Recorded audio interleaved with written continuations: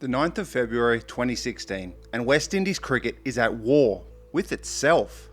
With just under a month before the T20 World Cup begins, West Indies captain Darren Sammy sends a letter to the West Indies Cricket Board on behalf of the wider 15-man playing squad. In it, he voiced their dismay at the financial package that was reportedly on offer for playing in this World Cup. Darren Sammy pointed to reported numbers that he had obtained where the players would face a reduction of 80% in money earned compared to the last World Cup.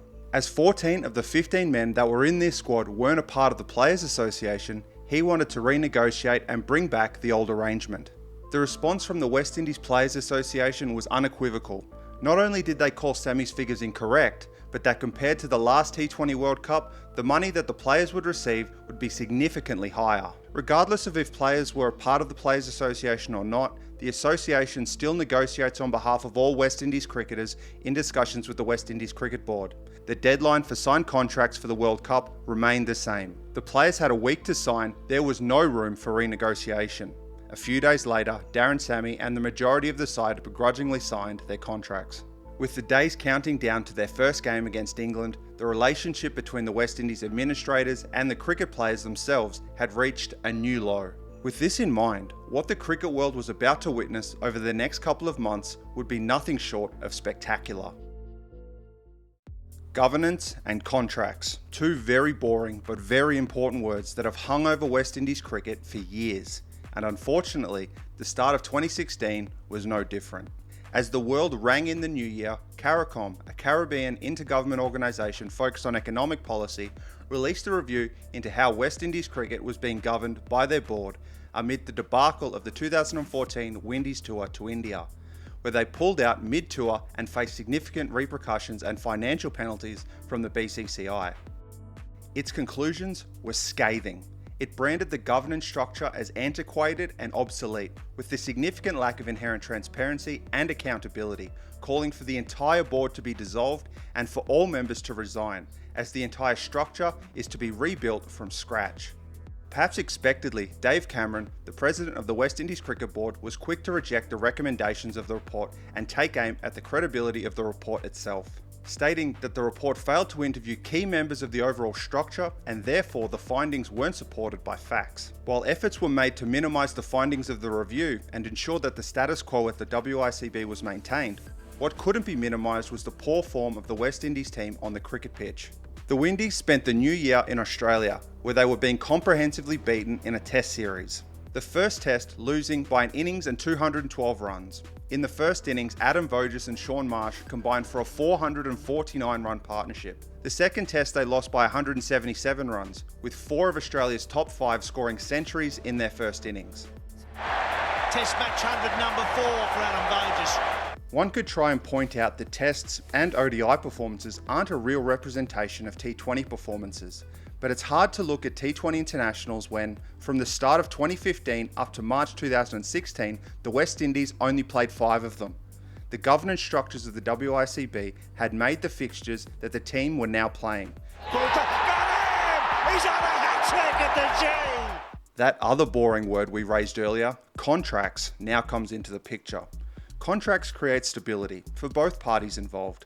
Players will receive financial rewards and the prestige of playing for their country or region in exchange for being tied to a national team's schedule. Unlike most cases in world cricket where a country or region's best players are usually signed on to central contracts, due to the years-long issues between the WICB and certain players, many of the West Indies' bests were not centrally contracted heading into this World Cup. But the overall uncertainty and financial risks from not being on central contracts don't matter as much now as they once used to. With the advent of franchise cricket and free from being tethered to the national team, these West Indies players now made a good living playing in the best T20 franchise leagues in the world, such as the IPL, and in the process becoming synonymous with the teams that they represent. Kieron Pollard, Mumbai Indians, Dwayne Bravo, CSK, Andre Russell, KKR, just a few examples. Let's not forget that the players we are talking about here weren't starting their careers at this point. Much of this team were part of the 2012 winning T20 World Cup team, and playing in the best leagues in the world against the best players in the world honed their skills more than being on a central contract ever could, especially as the West Indies national team played a minimal amount elsewhere. The 2016 edition of the ICC T20 World Cup was to be held in India, and it was a very interesting time in the history of international cricket. 2016 was the first year where more T20 internationals were played around the world than ODIs. But despite this, the influence of ODI cricket was plain to see, especially in the batting arena. To me, the prototypical ODI template was pioneered by Sri Lanka in the '96 World Cup, but refined into the 2000s by Australia, and most T20 lineups followed a similar pattern at this time. The roles of the openers were to aggressively attack, but if that failed, a more classical player, think Virat Kohli, Kumar Sangakkara or Michael Hussey, would be next to push forward, but could also act as an anchor to avoid a wider collapse. The middle order had the job of keeping the run rate high through boundaries and running, building towards a crescendo of big hitting in the later overs, with heavy artillery ready to swing for the fences. Think MS Dhoni or Shahid Afridi. It was an inherently aggressive recipe for a team, which had inbuilt safeguards that measured risk versus reward in the process. However, the West Indies faced a unique problem. Chris Gayle, Andre Russell, Dwayne Bravo, Darren Sammy, Kieron Pollard. Do you see a pattern here? These guys aren't known for faint edges into gaps or winning games by running hard. They're known for hitting, big hitting. Oh, yes! Yes! Oh, it's as big as you get. The West Indies' best team consisted of big hitters 1 through 7, and by conventional wisdom, it should have sent alarm bells ringing. That's too much aggression in one team. Hitting 4s and 6s has its place, but so does running between the wickets. Sure, it might work once or twice, but it'll fail more times than it succeeds. It's just too risky, especially for a World Cup. But through their 2012 T20 World Cup win, the West Indies proved those naysayers wrong and created a blueprint for T20s that was quintessential calypso cricket. It's okay to leave a ball or two or say no to a quick single when you can hit the next ones coming up out of the park. The team didn't rely on 1 or 2 great finishes, the whole batting lineup could do this. No total was truly unreachable. The batting though is only part of this story. The majority of the West Indian team weren't just batters but bona fide all-rounders. West Indian captain Darren Sammy would often have as much as 9 different bowling options to choose from, including himself. Meaning that in addition to experienced bowlers like Jerome Taylor, Samuel Badri or Suleiman Ben, Sammy could call on Gale, Bravo, Samuels, Russell and Brathwaite, who could all take wickets, including in the death overs. Playing in India, their years of IPL cricket gave them a deep knowledge of how to play in these conditions as well. So then, according to the media, who were the favourites? Well, in a word, India. The West Indies weren't really considered a contender at all, and the reasons were many. Of course, they won in 2012, but that core team was getting on in age. It was thought that the team didn't rotate the strike well enough, and they're too dependent on big hitting. 2 of their biggest players were also out of this World Cup. Sunil Narine was still suspended for a suspect bowling action, and Kieron Pollard was out with injury. All of this in addition to the other internal issues we spoke about earlier. Despite the cool and laid-back exterior that they portray in public, these naysaying comments weren't going unnoticed by the West Indies team, and it only took one spark to ignite an inferno.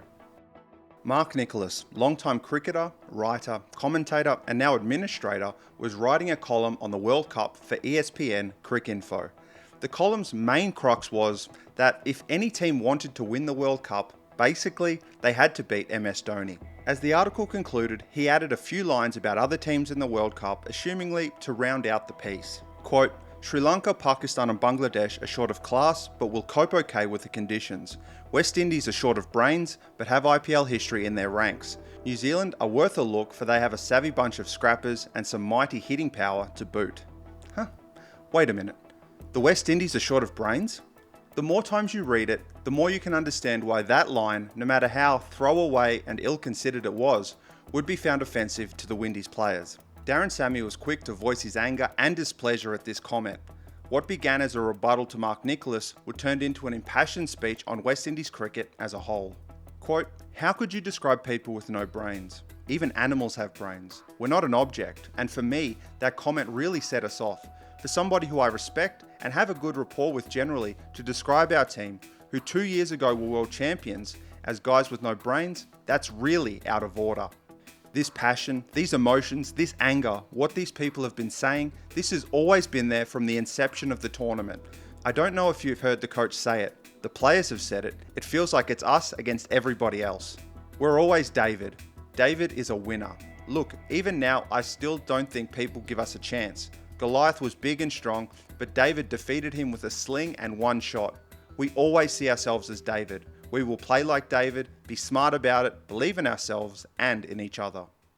With contract issues at home, people thinking that they can't win the World Cup, some even saying they're short of brains. For Darren Sammy and his West Indies teammates, it was David versus Goliath, them against the world. And the world was just about to find out what was in store for them. The previous two World Cup champions faced off against each other at the Wankhede Stadium in Mumbai. Batting first, England set a score of 182, which at the time was pretty much par for this ground. Joe Root scored 48 and Joss Buttler 30. The regular fall of wickets and a measured batting approach never saw England take too much risk to get a higher score. Picked up, picks out the man who cannot hang on to it. But par isn't what you need in a match against a fired up West Indies side, especially when the universe boss has his eye in. Johnson Charles was dismissed for a duck, but Chris Gayle went on a full frontal assault of the England bowling lineup. With 5 fours and 11 sixes, he broke 2 records that night, the highest number of sixes in a T20 international innings and the most career sixes ever hit in T20 internationals, going to 98, overtaking Brendon McCullum. With a mixture of power and timing, even mistimed shots were beating the ropes. Gayle scoring a century of 48 balls and the West Indies reaching the score in 18.1 overs, making it look easy in the process. Gayle put to bed any hearsay about his form and helped the West Indies beat the reigning champions in the process. They have defeated England and it's been Chris Gayle that has led the way with the bat. While we saw what the West Indies power game could do to even the best of teams, it was the other skills that would come to the fore in this next match against Sri Lanka in Bengaluru. The match didn't play like normal at the usually fast and batter-friendly Chinnaswamy Stadium. Samuel Badri opened the bowling and gave Sri Lanka massive headaches. Could be a run out. Oh, there's a run out, it looks like. His 3 for 12 off 4 overs stunted any hope of a big total. Regular wickets, changes of pace and some nice fielding showed the all-round capabilities of the team, restricting Sri Lanka to 122 after 20. The slow and turning ball made things tricky for the chase, Johnson Charles being dismissed for 10 and the next 2 for single digits. But really, that was just a sideshow for the display that Andre Fletcher was putting on. His spicy hitting earning 84 runs off 64 balls, showing how inadequate Sri Lanka's total was that day. Taking the conditions into consideration, even with a slightly slower pace of run scoring, the West Indies win by 7 wickets with 10 balls remaining. It's now 2 wins on the trot. South Africa was the West Indies' next big test. Win here and a spot in the semis was all but assured. Their venue, Nagpur, would ensure a low-scoring contest between these two giants, where every run would be well earned. The Proteas were sent into bat and learnt this the hard way. Well fielded. This will be tight and a cruel blow. A 6 was hit in reply before the Proteas were 2 down. Faf du Plessis and now Riley Rousseau all gone with a shot he'd want to forget. Those few big scoring overs would never come for South Africa. Dismissals kept coming on this slow and turning track. The 100 would finally be reached in the 17th over. South Africa batting out their full 20 overs, 8 down for 122. The Windies would just have to score just over a run a ball to book their semi-final spot. 122 seems like an easy total at first glance, but the pitch meant that South Africa was still in this game, especially if the West Indies tried to chase this score down quickly. A Kagiso Rabada thunderbolt would underline this fact early on. A steady start between Johnson Charles and Andre Fletcher was broken with a miscommunication between the wickets, Riley Rousseau pouncing with a direct hit. It was 3 for 66 in the 11th over when Johnson Charles skies out off David Visa for 32. The more South Africa kept the Windies from hitting that big over, the more the Windies would get out, trying to break the game apart. South Africa were right in it up to the end. Imran Tahir ripping through the middle order. Got him, first ball, the googly from Imran Tahir. But the Windies' batting depth gave them hope. Marlon Samuels anchoring the innings. He would be out for 43, but with the game winding down and the target down to single digits, now is the time for Windies' power. Carlos Brathwaite and Dinesh Ramdin scoring the winning runs in the final over, booking the West Indies semi-final spot in the process. And that ball will make its way to the boundary, so victory for the West Indies. After that tight contest in Nagpur, the West Indies might have been hoping to play their next match in a more batter-friendly environment. But alas, they were staying in Nagpur once again. Their last opponent of the Super 10s was Afghanistan. They might seem like an easier opponent than South Africa, but after you see what happens, you might think otherwise. The Windies won the toss and again fielded first, Samuel Badri leading the way with dismissing Afghanistan's top three. Despite the odd big hit or boundary, Afghanistan for the most part struggled with accelerating their innings. At the 10th over, they were only past 50 runs. If not for Najibullah Zadran, Afghanistan's total wouldn't have gotten past 100. At the end of their innings, Afghanistan was 7 for 123. The West Indies needed 124 runs to go undefeated into the semis. Considering that they chased down a very similar total in the last game, you could see why the West Indies might have thought they would have the upper hand here. But any complacency would be a mistake. A big hit looked to set the tone in the first over, but the opening partnership was broken in the third, as another attempt didn't have enough legs. And by the sixth, they were 3 down. The power of some of these windy shots showed why they thought they could hit their way to victory, but Afghanistan's spinners brought them back down to earth. Soon, the Windies were running out of balls to reach the total, and the pressure was really on. Oh, well adjusted by Russell in the end. It was a good change up from Sammy. He saw him coming early, went wide, they're going to come. Oh, miscommunication. He could be gone. As another 6 was hit, another wicket came shortly afterwards. The West Indies, even with wickets still in the shed, wouldn't make the total, losing the match by 6 runs. A major win for Afghanistan and a wake-up call for the Windies heading into the semi-finals. If they wanted to win this thing, they couldn't take their eye off the ball for 1 second, especially given their next opponents.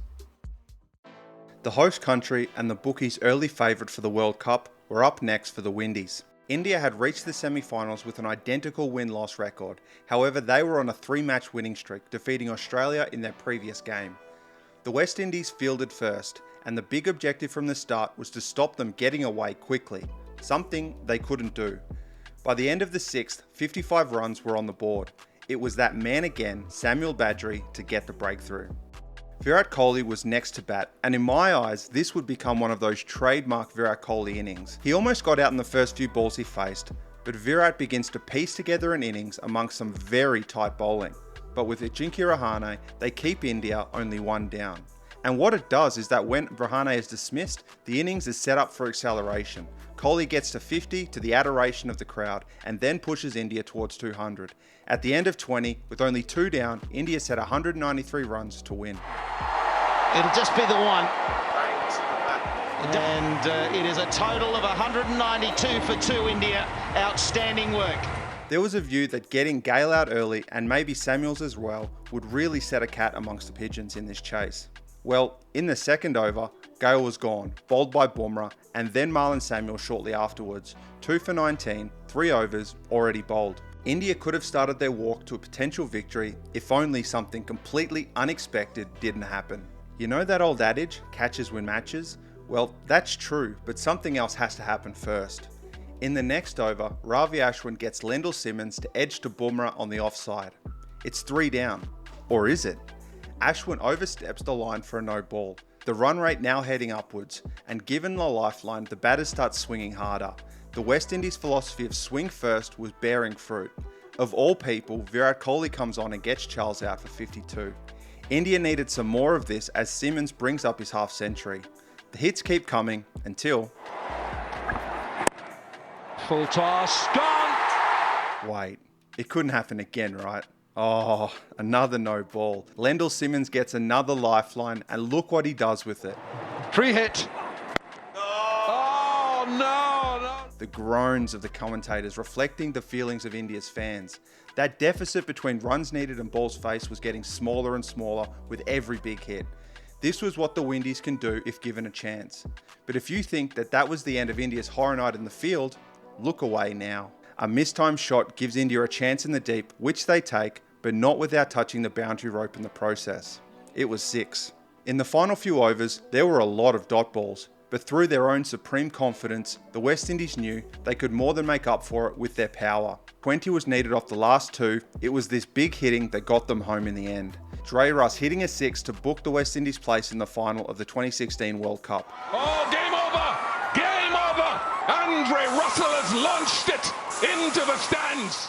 The West Indies' sixth and final match of this 2016 ICC T20 World Cup had finally arrived, and like their first, it was against defending champions England. Darren Sammy and his men, who railed against their naysayers, had reached the final hurdle. Kolkata's Eden Gardens was the Windies' stage as they seek ultimate glory. Sammy wins the toss and, like every other match of their campaign, chose to field first, handing the ball to experienced veteran Samuel Badree. The first ball beats Jason Roy on the inside, while the second does exactly the same. Oh, bowled him! What a beauty! Badree with a new nut! Joe Root comes on and calms the nerves of the England team, but not for long. England's openers both out in 2 overs. England get a few away, but Badree wasn't finished. England faltering. Joe Root and Jos Buttler steady the ship. They avoid more quick wickets and build their total slowly but surely. Jos Buttler attacking Suleiman Ben in the 11th over. The West Indies' smorgasbord of bowling options would come to the fore in the next over. Another partnership broken. England 4 for 84. From the first over, it's Joe Root who stands tall, reaching his 50 off 33 in the 13th over. There would be little reprieve from the dismissals, however. Ben Stokes gets a boundary before Dwayne Bravo gets him, and then Moeen Ali in the same over. At 6 for 111 in the 15th, Root tries to force the issue. Carlos Brathwaite with another vital wicket. Carlos Brathwaite, now there's a name. The West Indies team were full of larger-than-life characters. I mean, one of them calls himself the universe boss. These characters, even if unintentionally, took a lot of the spotlight. But beneath that canopy were new characters emerging in Windies colours, and Carlos Brathwaite was one of them. We might hear a bit more about him as this game progresses. England's lower order combined to score 44 precious runs, even as more wickets fall. At the end of 20, they were 9 for 155. Was that a winning score? At the Eden Gardens, we'd have to wait and see. The West Indies group stage victory against England was largely off the back of Chris Gayle's massive century. It goes without saying that Gale wanted a repeat of that innings. But this time around, England had a little trick up their sleeve. Joe Root opens one end of the bowling and has an immediate impact. Johnson Charles gone off Root's first ball. Gale gets him away for a streaky boundary before Root sets a trap. He's hit that one. He could be gone again. He is gone again. Unbelievable from Root. It's Gale. It's 2 down in 2 overs. The Windies hero from the semis, Lendl Simmons, soon joins them. The West Indies have an almost identical start with the bat to England, and now are in trouble of their own. Dwayne Bravo and Marlon Samuels were their next partnership. Of all the batters in this side, Marlon Samuels is probably the one you would want in a situation like this, to try and lead the Windies out of danger. He takes a lead role with a couple of boundaries before he's given a lifeline. A ball given out, caught behind, was overturned on review. Marlon gets the Windies rolling as more fours start to come. England misses a chance before Adil Rashid gets Bravo out a few balls later.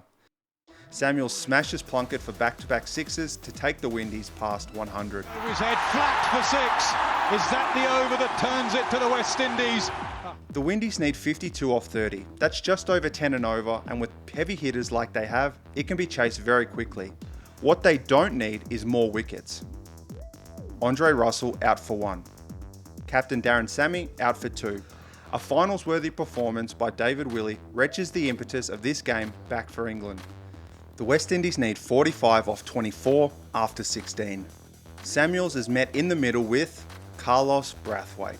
For now, Carlos just needs to hang with Marlon and not give his wicket away. I said, not give your wicket away. 27 needed off 12, and England restrict the Windies to just 1 boundary in the second last over. More importantly, a dot on the final ball gets Brathwaite on strike. 19 needed off 6, Ben Stokes to bowl the last over. Now, put yourself in these two batters' shoes for a second. Conventional cricket would tell us that surely the first goal is to get Samuels back on strike. After all, he's scored more than half of the Windies' runs and the World Cup is on the line. To many of us seasoned cricket fans who have been burnt by watching or playing in losing run chases before, this is a total to be taken right down to the final ball, so that the final hit is as easy and risk-free as possible. But try if you can, for just a second, to think without those negative experiences. If you had complete confidence in your abilities, or if you were playing as your favourite player in the backyard or gully, what would be the quickest and coolest way to chase this total? Well, that's easy. Swing. Oh, heaved into the leg side. Oh, West Indies, that helps. Oh, big shot. Huge shot. Where's it gone? Into the stands. Oh, it's high in the air again. Oh, it's 3 sixes. Carlos Brathwaite! Carlos Brathwaite! Remember the name! Ian Bishop with one of the most iconic lines in cricket commentary history, as Carlos Brathwaite has an innings that every cricketer dreams about. 4 sixes in a row to chase down the total in a World Cup final. He, Marlon Samuels, Darren Sammy and the rest of this group take the West Indies back to the top of the T20 world as World Cup champions. After this World Cup ended, despite initial moves towards reconciliation on both sides, the conflict between the players and the West Indies administrators would largely continue. But for the briefest of moments, we were able to forget governance, forget contracts, and watch a West Indies team in full flight and what they can truly be, minus all the drama and animosity. A team that not only did their people proud, but did so in the most West Indies way possible, with a sense of flair, of individuality, and a sense of fun that took the entire cricket world along for the ride. In doing so, keeping the rich West Indies traditions alive, inspiring a new generation to play the calypso way. The cricket world wouldn't be what it is today without the West Indies. So, is this the last great West Indies team? That's a question I'm afraid I can't answer. But on behalf of the world, I sincerely hope not. Hey, thanks for making it this far. If you liked it, you know the drill by now. And cheers for that. If you're new, it's great to see a new face. And maybe think about subscribing if you want to watch more stories like this one. Making this story really brought back memories of watching high pressure run chases as a kid. Some great and not so great memories. But I'd like to know if you have a favourite run chase and why. Let me know in the comments below. And I don't care if it's an essay either. I will read it. Early in the video, I spoke about Sri Lanka in 1996, pioneering a prototypical ODI team, changing the way limited overs cricket was forever played. If you want to learn more about that, click here. Or if you want to see what happened to the West Indies in the lead up to the 2023 ODI World Cup, click here. And until the next one, take care and I'll see you soon.